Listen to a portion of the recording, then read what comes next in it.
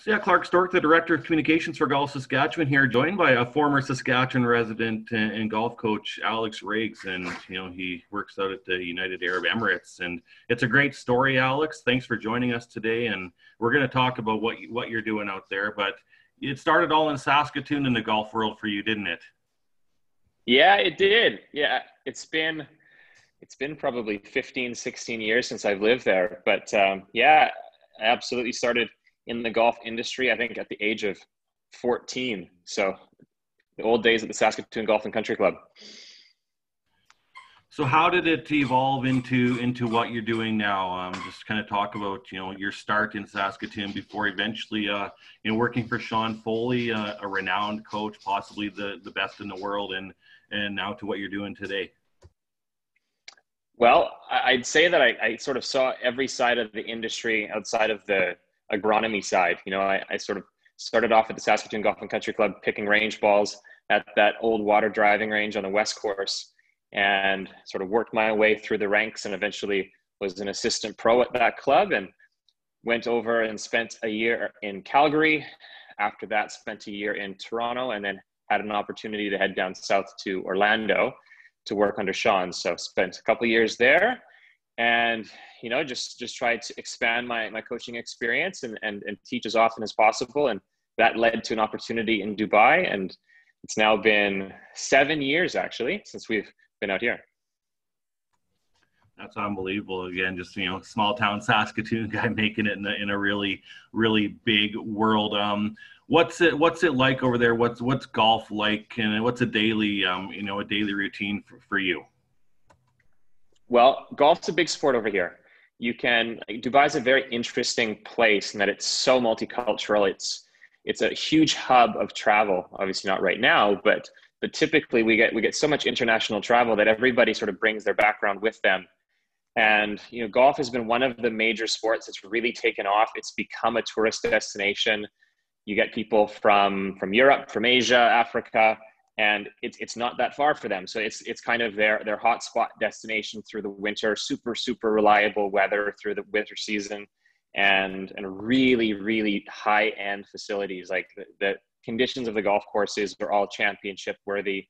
We've got 3 European tour events within an hour that happen all in the sort of the top side of the year. So it's an incredible spot.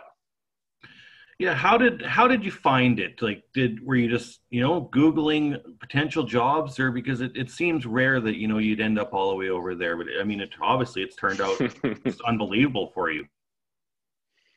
Yeah, no, it was a random Facebook message actually. So my wife and I, we had just gotten married. At that point we were still working down in Florida, and we were planning on continuing that.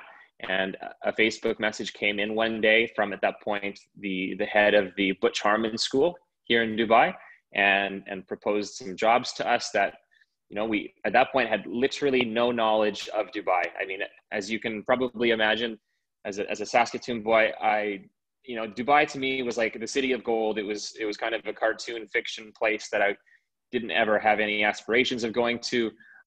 So it was a couple of Google searches to figure out where Dubai was, what the whole situation was like, and the job opportunities. They sounded interesting. They sounded like it was going to be a good adventure for us to meet some new people and to take on some new challenges. And I think that both my wife and I have never been kind of afraid to step into the unknown. And it's been truly, it's been incredible for our careers. When did you think, when you were growing up, playing golf and getting into the teaching, did you ever think it was going to take you? I mean, it looks like you've been playing, event in Portugal, and, likely you've been almost around the world. And I guess Dubai would be around the world for Saskatchewan folk. But when did you ever think or start to kind of realize that golf is going to take me some incredible places and I'm going to meet some unbelievable people? Well, I was obsessed with the idea of coaching probably like in my late teens, I would say. There was a point at which I was really thinking about taking golf and maybe playing golf in college. And as my obsession for the coaching side of things really started to grow, I knew probably before I was even 18, I knew that that's exactly what I wanted to do. So everything I did from there on after was all sort of focused on getting education that was going to help me to understand the human body from a golf swing perspective, the brain, how people learn things. And then it was just about spending time with other coaches. So I was really obsessed with just gaining that experience and learning from people that have just so many more years beyond what I had. And that was really a huge kickstart for me. So what is it that you like about coaching? Just, watching people evolve and getting better every day. And if you prefer, like almost, seeing other people get better rather than yourself, although, I mean, probably you can play the game and you would be getting better every day as a coach, but is that just something that drives you to see, people get those extra yards or make that extra couple feet on a putt or whatever it is? Yeah, that part's really satisfying. Golf's a tricky game, and it's an extremely tricky game because a lot of the things that people might think are sort of the next steps or maybe what they think they're doing, in many cases, they're wildly off. So a lot of golfers will get to a certain point based off their natural athletic ability and they'll plateau and they'll, never really improve beyond that point.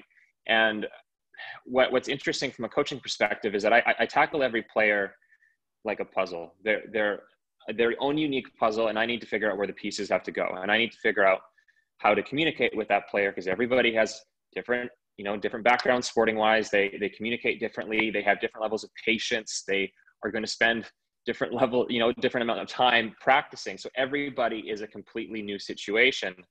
And as a profession, to me, I love it because it's constantly evolving. There's no day that's the same.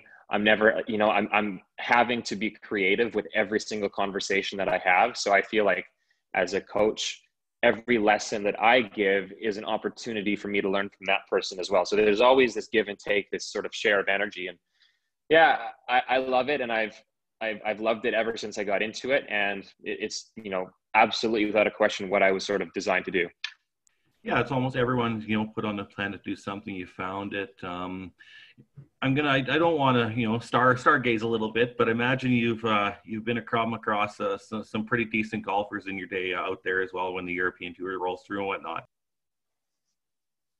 Yeah, absolutely. I've been very fortunate in who I've been able to sort of spend time with and share time with on the range, and both with, coaches of the highest level and the best players in the world as well. So yeah, it's we're certainly spoiled for that. Like obviously living in Orlando, I had a tremendous opportunity spending time with Sean and his players. And then since moving to Dubai, we get the best of the best that come through here. So we've developed some very close relationships, very, very close with Rory. And whenever he's here, he's always practicing at the facility that I coach out of. And, it's pretty special to watch him bash balls for a few hours. Yeah, that's awesome stuff, Alex. Messages just for, whether there's, because obviously we're very focused on the grassroots golf here in Saskatchewan. That's a lot of the Golf Saskatchewan mandate, and you followed that and chased your dreams. What's the messages that you want to get out to these young girls, guys, whether they want to play college golf, whether they want to lower their handicap into single digits or maybe travel the world? What do you want to say to those people? I think a big part of it right now is that there's so much good information out there. With the internet and with things like Instagram, YouTube, this and that, there's so much valuable information and access to coaches with like if you're lucky enough to be close to a well-experienced coach, absolutely take advantage of that proximity, absorb, learn. But if you aren't, the internet has made it so easy for us to be able to work with people in really any country in the world. And, through online coaching or through looking at people's YouTube videos or following certain coaches on Instagram, there's almost no excuse now for people to get information. So I think that's a huge bonus. Like you go back 20 years ago and really all that we had was looking at Golf Digest magazines and trying to look at the latest swing tip. But now with as coaches, what we know and the information that's constantly being put out there, I think people have such a huge opportunity to be able to absorb that, use their own trial and error, figure out what works for them and really advance. It sounds like you definitely are great at branding, not only yourself through your social media channels, but you're wearing the Under Armour shirt, and I noticed like just on your bio and doing some research, you're a brand marketing influencer for other things more than golf, and that all is just part of developing yourself and having a business. Yeah, yeah. I've been fortunate to be aligned with some pretty cool brands and get some opportunities, whether it's Under Armour or PXG, and they're fun brands that aren't really afraid to step outside the box. And I love kind of the ethos that they provide. And I've been lucky to have those attachments because they've certainly provided some good opportunities. Good stuff. So what's the connection still back in Saskatoon? Are your parents still there, or do you still talk to a lot of people back here in your home province? Yeah, my folks are back there. Still have a lot of friends back there. I was really, really hoping to get back there this summer, but unfortunately, just due to the situation, I couldn't travel. It was my mom's 60th, so I was desperately hoping to get back there and surprise her. So I'll be there in my next opportunity, and can't wait to get back and bring the clubs and get a few rounds in, because it's been a couple of years now, and I still haven't played. I don't think I've still played the new setup at the Saskatoon Golf and Country Club yet. So I have to get out there, and there's a few other clubs that I need to tick off as well. Oh, great stuff. Anything else you just want to add here today before I let you get on with your evening, as you're 10 hours ahead of us here in Saskatchewan? No, it's great chatting with you. It's always good to catch up from people from back home and hear the familiar voice that I don't hear too many Saskatchewan accents out here. So it's great to catch up again.